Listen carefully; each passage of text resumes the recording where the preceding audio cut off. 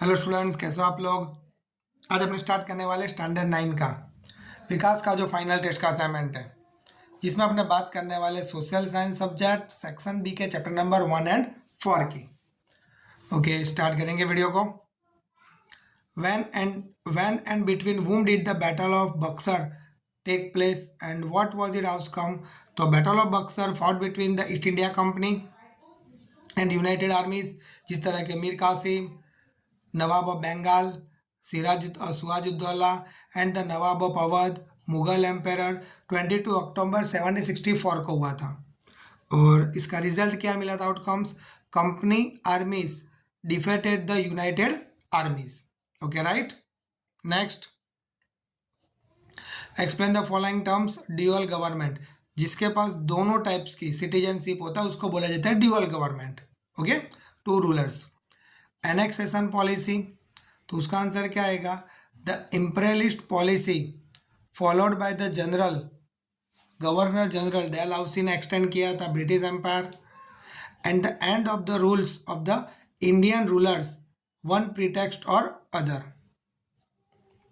Next, explain what the reason of the Dalhousie regarded as the reformist as the imperialist government. कौन सी बातों से बता सकते हैं? तो फर्स्ट ऑफ दैट, उसने क्या स्टार्ट किया था? इंडियन रेलवे स्टार्ट किया था।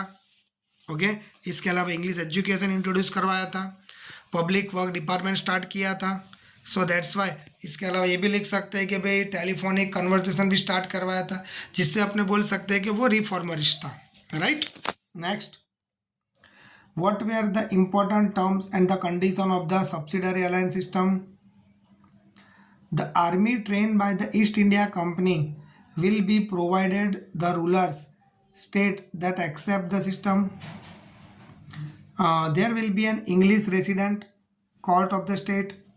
इसके अलावा the state will not employ other foreign in its service में किसी को नहीं ले सकते थे, कोई फॉरेन कंट्री फॉरेन पीपल्स को। सिर्फ इंग्लिश इंडिया कंपनी का ही वहाँ पे रूल्स चलेगा। Next, why European felt the need the discover the new sea route in India. क्योंकि रिक्वायरमेंट हुई थी, क्योंकि देखा जाए तो इंडिया के अंदर मसलिद इंडियन स्पाइसेस इंडिको बहुत सेल की बहुत ज़्यादा रिक्वायरमेंट थी यूरोपियन कंट्रीज़ में। इसके अलावा ट्रेड हो रहा था इंडिया और यूरोप के बीच में, लैंड रूट और सी रूट थे, जिसका सेंटर था कॉन्स्टेंटिनोपल इस्तांबुल तुर्की में। बट तुर्की में क्या हुआ था? मुस्लिम था, जिसके वजह से वहाँ पे कोई क्वारलिंग चल रहा था, तो जिसकी वजह से 1453 में उनको न्यू सी रूट फाइंड करना पड़ा। ओके, नेक्स्ट, चैप्टर नंबर 4, वो divided the Bengal when and why. तो lord Curzon the viceroy of India divided that Bengal in 1905। क्यों? बिकॉज वो लोग डिवाइड एंड रूल्स के ही रूल्स फॉलो करना चाहते थे, इसलिए। Explain the movement in Gujarat fierce the revolutionary. तो मैंने ज़्यादा नहीं लिखे, 2-3 ही लिखे यहाँ पे। पहला आएगा सर अरविंदो घोष, जो रिवॉल्यूशनरी उन्होंने स्टार्ट करवाई थी मूवमेंट इन गुजरात के अंदर। इसके अलावा he spelt is revolutionary ideas in the book of Bhavani Mandir. Birendra Kumar Ghosh travel across the Vadodara गए थे, खेड़ा अहमदाबाद महसाणा रिवॉल्यूशन के वक्त के लिए। इसके अलावा एटॉमिक बॉम्ब बनाने के लिए टेक्निक्स एक बुक्स में लिखी गई थी। इनोसेंट टाइटल्स, जिसका टाइटल भी इनोसेंट दिया हुआ था, देसी वनस्पतिनी दवाओं, नावानो साबु, बनावानी रीत, कसरत, गुलाबनो किस्सो, जैसे बहुत सारे नाम से ये बुक्स सेलिंग हो रही थी। बट उसके अंदर मेन पर्पस क्या था? मेकिंग अ बॉम्ब बनाने का। मतलब इस तरह वो लोग रिवॉल्यूशन करते थे। Next, why was the non cooperation movement withdraw. तो Gandhi ji the non cooperation movement withdraw किया, क्यों? क्योंकि 5 फरवरी 1922 को चौरी चौरा में क्या हुआ था? गोरखपुर डिस्ट्रिक्ट उत्तर प्रदेश में पूरे पुलिस स्टेशन को जला दिया था, जिसके अंदर 21 पुलिसकर्मी मारे गए थे। इसकी वजह से गांधी जी डिस्ट्रैक्ट हो गए थे और इन्होंने नॉन कॉपरेशन मूवमेंट विड्रॉ करवाया। Right. Okay, next, explain the following terms. Black act, the Rowlatt act was condemned by the Gandhi ji ने करवाया था, जिसको ब्लैक एक्ट के नाम से जाना जाता है। क्यों करवाया था? क्योंकि यार इसमें क्या था, रॉलेट एक्ट के अंदर किसी को भी अरेस्ट करके किसी भी टाइम के लिए उसको प्रिजनिंग कर सकते थे। राइट, कोई उसका पता नहीं कि कब वो बाहर निकल पाएगा, उसको फ्रीडम मिलेगी। इसलिए रॉलेट एक्ट को क्या बोला गया है?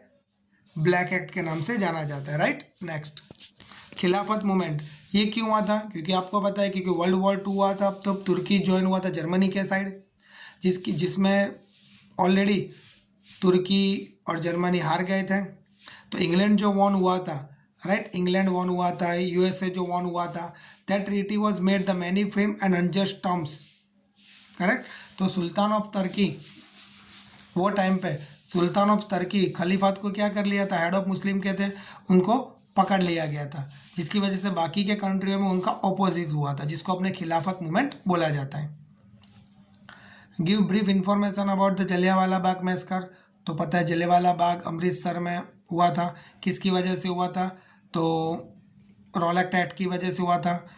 13 अप्रैल 1919 को डॉक्टर सत्यपाल और डॉक्टर सैफुद्दीन किचलू, राइट, उन्होंने रॉलेट एक्ट के लिए एक मीटिंग की थी, जिसके अंदर बहुत सारे लोग वहाँ पे इकट्ठा हुए थे, और वही टाइम पे जनरल डायर आए वहाँ पे, without prior without warning firing करना स्टार्ट कर दिया। 10 मिनट्स के अंदर 1500 राउंड फायरिंग हुई, जिसमें बहुत सारे लोग मारे गए, राइट। ये मैंने बहुत ही शॉर्ट में उसको लिखा गया, राइट, क्योंकि 2 मार्क का था, इट्स ओके। ओके लेट्स, तो यहाँ पे अपना वीडियो फिनिश होता है।